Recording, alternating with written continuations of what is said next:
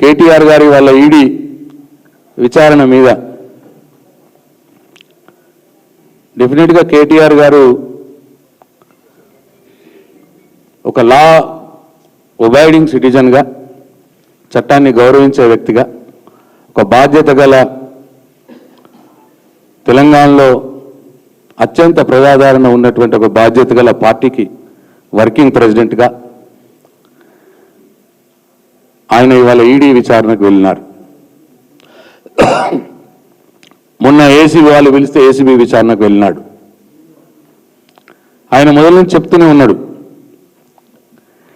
ఇది ఒక అక్రమ కేసు, దీంట్లో నయా పైసా అవినీతి జరగలేదు. అయినా సరే ఈ రాష్ట్ర ప్రభుత్వం రేవంత్ రెడ్డి నన్ను ఇబ్బంది పెట్టాలని అక్రమ కేసు బనాయించి విచారణ పేరు మీద నన్ను తిప్పినా సరే నేను భయపడేది లేదు. విచారణ సంస్థలకు నా సంపూర్ణ సహకారం అందిస్తా అని చెప్పి మొన్న ఏసీబీ కేసు విచారణకు పోయినాడు. ఇవాళ ఈడీ వాళ్ళు పిలిస్తే పోయినారు.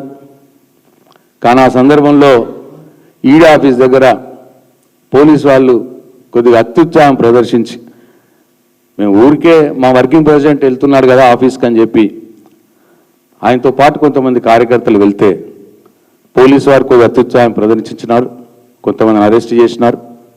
ఇది మంచి పద్ధతి కాదు. నేను పోలీసు వాళ్ళకి సూచిస్తూ ఉన్నా, ఎవ్రీడే ఈజ్ నాట్ సండే.